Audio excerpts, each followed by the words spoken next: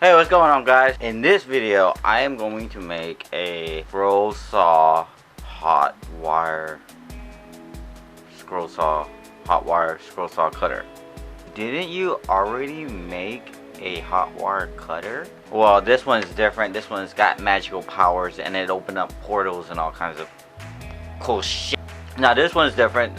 You'll be able to make weapons and stuff like that. Plan on doing more videos on making weapons and guns and a bunch of cool stuff. Hope you guys enjoy the video and let's just do this. So I'm going to start off with this 3/4 inch plywood, and I'm cutting some 1x2 pine wood into length, and these are basically the parts of wood I'm going to need. I'm marking some holes, and this is where I'm going to stick these bolts. Carefully drill out the holes and make sure they're exactly at the same spot, and clamp them down with some glue, and you're eventually going to end up with this C looking thingy. Now I'm going to glue down the foot, I guess, to the base of this scroll wire cutter. You want to make sure you got plenty of glue so this thing doesn't move around on you, and then you clamp it down for about 10 minutes, and once the glue is dry enough you can add some nails to it just for the extra integrity. And now I'm going to position the C piece in the middle of the base and drill out the hole. That's where the wire is going to be fed through. You want to add some glue to this and clamp it down and apply some nails. You're going to want to make sure all the nails are nice and flat in there because you want this surface to be as smooth as possible.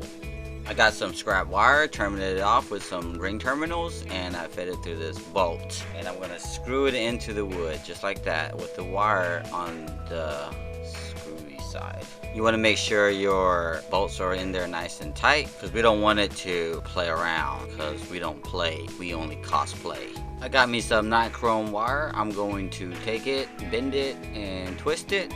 And once I'm done with that, I'm going to feed it down the hole, hook it onto the bolt below. And then up on top, we got this spring action going on. This will keep the wire nice and tight. When the wire gets hot, it'll stretch a little bit. I got my triangular ruler to see if I'm squared off, which I'm not. So I put this nail there so I can run the wire on this side of the bolt. And then when you need to make adjustments, you can just lift it up and scoot it over. I got me some connectors that you can just attach wires by screwing them on just like that. And now you can just simply plug in your power supply. I got my on and off switch, which will allow me to turn off the cutter without having to unplug it. It's always a good idea. I just snip the circuits, add some terminals, and plug the switch right in. And I'm gonna secure it to the top post with a zip tie. Now if you're having a hard time looking for a power supply, you can always salvage power supply from an old computer, but you're gonna want to check to make sure it still works. The green wire is usually the switch power on these old ATX power supply. With the power supply plugged into the wall, you want to make sure it turns on.